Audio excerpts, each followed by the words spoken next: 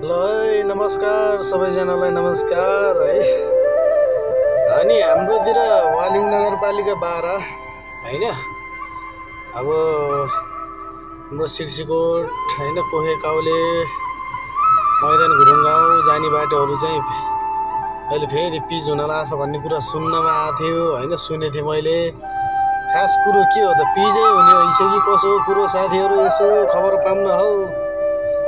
अनि पिचै गर्ने भयो, त्यो पहिला योभन्दा अघिल्लोचोटि जुन पिच गरेको थिएँ त्यो पिच चाहिँ भएन है, मलाई चित्त बुझ्दो भएन। अब 1 इन्ची पनि लगभग छैन होला, पौने इन्ची यत्रै छ हो त्यो कालो पिच चाहिँ होइन, कालो पत्रे। त्यति साह्रो त अति भयो होइन।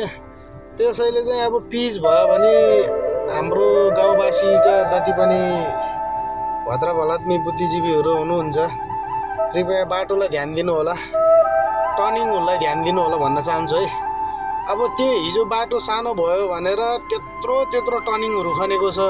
अनि अहिले ढलाइ गर्ने बेलामा अब माल बचाएर अलिकति यसो बेलुका यसो नास्ता गर्नलाई हो कि कसो हो कि, टर्निङ त फुल हान्ने हो कि, फुल टर्निङ हान्ने हो। त्यो गाडी जाओस् घुमोस् नघुमोस् मतलब भएन। तर हिजो अरूको जमिनलाई चाहिँ जुन तरिकाले बाटो सानो भयो भनेर, टर्निङ सानो भयो भनेर तिखारे थियो, त्यो बाटो किन छोड्नु भनेको के? त्यो बाटो चाहिँ सलक्क त्यो टर्निङ सनिङ सब फुल लिएर चाहिँ पिच हुनुपर्छ होइन। अनि जुन बाटोको क्वालिटी छ नि, कति अब मापदण्ड अनुसार कति इन्च ढलाइ हुनुपर्ने हो होइन, त्यो चाहिँ हजुरहरूले एकदमै विचार गर्नु होला। अनि त्यही हिसाबले चाहिँ पिच गर्न दिनु होला। चित्त बुझेन भने चाहिँ वडा अध्यक्षदेखि लिएर कसलाई हुन्छ, कहाँ के गरेर हुन्छ, पुरा उठाउनु होला। बाटो भन्ने कुरो एकचोटि बन्ने हो, हुन त बाटो बन्छ, भत्किँदै गरेपछि बन्छ, तर एकचोटि बन्ने बाटो पनि कम्तीमा पनि थोरैमा पनि अब 6-7 वर्ष चल्नु पर्यो। अहिले अस्ति भर्खर बनाएको बाटो त लगभग मैले यसो विचार गरेको, त्यो बाटो अलिकति ठुल्ठुलो गाडी हिँड्ने हो भने 3 वर्ष 2 वर्षमै त्यो बाटो जान्छ। किन भन्दा पहिला ढलाइ गरेको बाटो पनि सबै सत्यनाश भइसकेछ होइन, सबै रडसड निस्केर बिजोग छ।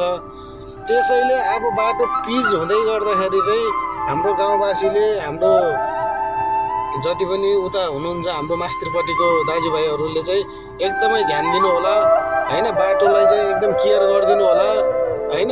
एकचोटि बन्ने बाटो चाहिँ अलिकति बलियो तरिकाले बनाउनुपर्छ होइन। अनि मेन रह्यो टर्निङहरूको कुरा होइन। टर्निङहरू चाहिँ हिजो यत्रो टर्निङ खनेको छ होइन, सानो भयो भनेर तिखारेको छ त्यत्रो टर्निङहरू। त्यो टर्निङहरू चाहिँ फुल पिच हुनु पऱ्यो क्या, फुल टर्निङ लिएर पिच हुनु पऱ्यो। त्यसरी त्यो हिजो बिहान चाहिँ अरूको जग्गा जमिन चाहिँ तिखारिदिने, बाटो सानो भयो साङ्ग्रो भयो भनेर, अनि त्यो बाटो चाहिँ अहिले छोड्नु के को कारणले छोड्नु, किन छोड्नु? अब त्यो जग्गा अब बाटोको हो कि सरकारको हो कि हिजोको व्यक्तिले पाउने हो होइन। त्यसमा त्यो भन्दा बरु सलक्कै पुरै 1 हात पनि नछोडिकन पिच हुनुपर्छ, ढलाइ हुनुपर्छ होइन। सबैजनालाई सुविधा हुने कुरोहरू हो। एकचोटि बनाएर अलिकति टिकाउ भए सबैलाई राम्रो हुने कुरो, भोलि बिहान दुःख फेरि हामीलाई पाउने हो। त्यसैले सबैको ध्यान दिओस् भन्न चाहन्छु है। जय नेपाल।